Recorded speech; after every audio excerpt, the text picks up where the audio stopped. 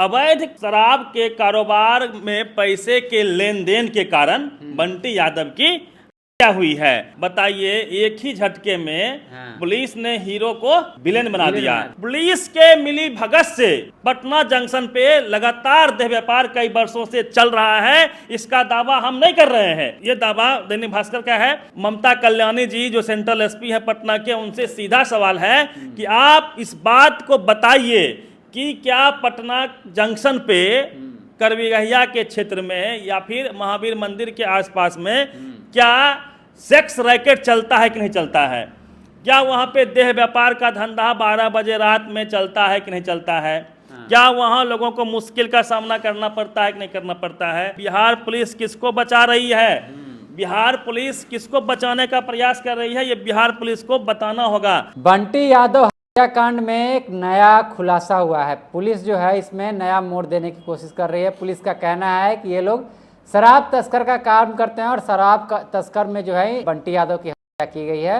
विशेष बातचीत करेंगे, हमारे साथ रवि मेहता जी है। रवि जी, पुलिस जो है इसमें नया एंगल जो है जोड़ रही है और यह कह रही है कि इनकी जो है शराब तस्कर में जो है इनकी हत्या की गई है। शराब तस्कर में इनकी संलिप्तता है। पटना सेंट्रल एसपी हैं ममता कल्याणी जी, उन्होंने कहा है प्रेस कॉन्फ्रेंस में कि अवैध शराब के कारोबार में पैसे के लेन देन के कारण बंटी यादव की क्या हुई है। मतलब जो मोनी किन्नर है और उसका जो बॉयफ्रेंड है रवीश बिसिया, इनके साथ बंटी यादव का अवैध शराब का कारोबार था। बताइए, एक ही झटके में पुलिस ने हीरो को विलेन बना दिया। पूरे प्रेस कॉन्फ्रेंस में ममता कल्याणी जी ने कहीं भी इसका जिक्र नहीं किया कि पटना जंक्शन पे जो कि पॉश एरिया है वहां देह व्यापार का धंधा होता है। ये कबूल ही नहीं कर रहे हैं, ये कबूल ही पुलिस वाले नहीं कर रहे हैं। कबूल करेंगे भी कैसे, बदनामी होगी। पूरे देश में पटना की बदनामी हो रही है, बिहार की बदनामी हो रही है। जबकि वास्तविकता यह है कि बंटी यादव लगातार सेक्स रैकेट के खिलाफ, सेक्स का जो व्यापार वहाँ एक तरह से हो रहा था, धंधा हो रहा था, देह व्यापार हो रहा था, उसके खिलाफ वो लगातार बोल रहे थे, लगातार वो आवाज उठा रहे थे, जिसके वजह से दोनों में बदकही हुई थी। कई बार मामला बिगड़ा भी था। 2 दिन पहले धमकी भी रवीश बिसिया ने दिया था बंटी यादव को कि जान से मार देंगे, और 2 दिन के बाद उनका अपहरण होता है 6 जुलाई को और उनको मार दिया जाता है। मेरा कहना यह है कि परिवार वाले जब बार बार कह रहे हैं कि अवैध शराब का कोई बात है नहीं, यहाँ बात है देह व्यापार जो पटना करवीगहिया में होता है, पटना जंक्शन के इर्द गिर्द होता है, उसके खिलाफ बंटी यादव लगातार बोल रहे थे। उसको लेके दुश्मनी उनकी मोनी किन्नर और उनके बॉयफ्रेंड रवीश बिसिया के साथ लगातार रही थी, जिसका खामियाजा इनको भुगतना पड़ा। मतलब समझिए, पुलिस स्थानीय लोगों का कहना है और उनके परिवार वालों का कहना है कि हमारे जो घर वहाँ पे दुकान भी चलाते थे, वो दुकान भी चलाते थे, और उनका कहना है कि हमारे घर के बाहर जब भी हम मतलब पैर रखते थे तो लोग आसपास में महिलाएं जो है वहाँ के जो सेक्स रैकेट चलाती है वो जो है वहाँ पे बैठी रहती, किन्नर हो चाहे महिला हो, वहाँ पे माहौल खराब करने का काम करती थी। हमने कल भी कहा था कि रात में 12 बजे आप यदि पटना जंक्शन जाते हैं तो आपका हाथ पकड़ लिया जाएगा किन्नरों के द्वारा, जो सेक्स वर्कर्स किन्नर हैं। मैं तमाम किन्नर की बात नहीं कर रहा हूं, जो देह व्यापार में संलिप्त किन्नर हो या फिर लड़कियां हो या फिर लड़के हो, वो आपका हाथ पकड़ लेंगे, आपके साथ बदतमीजी करेंगे, खींचातानी करेंगे और मर्यादा को शर्मसार कर देंगे।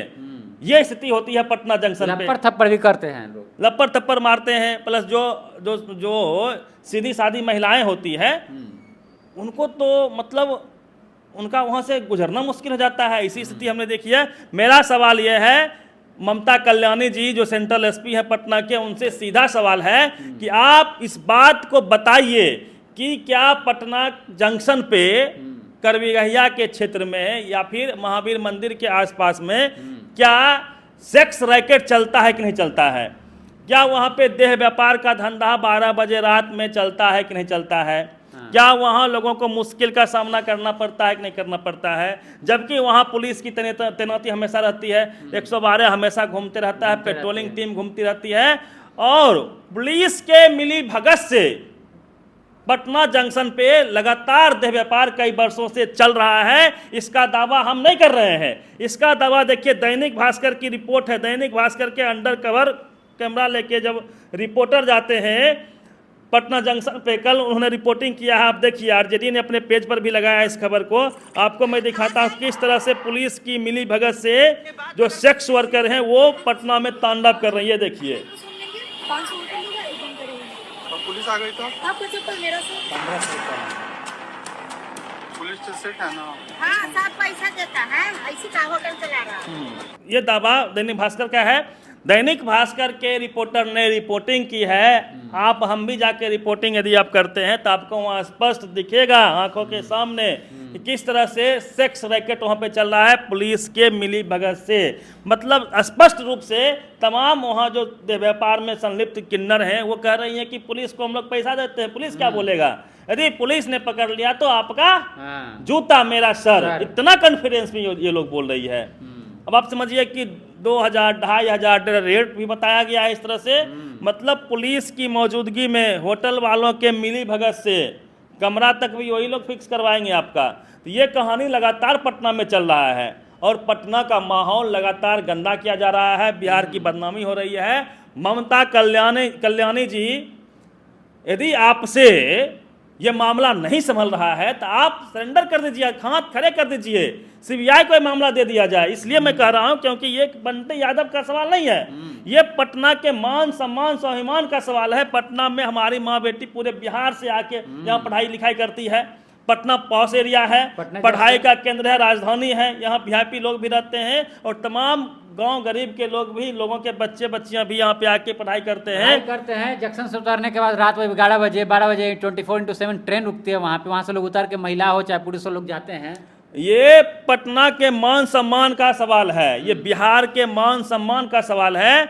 ममता कल्याणी जी, सेक्स रैकेट वहाँ चलता है, मैं नहीं कह रहा हूँ, तमाम रिपोर्टर्स कर रहे हैं। बंटी यादव लगातार चीख चीख के कर रहे थे, लगातार वो आवाज उठा रहे थे, उनकी आवाज को हमेशा के लिए दबा दिया गया।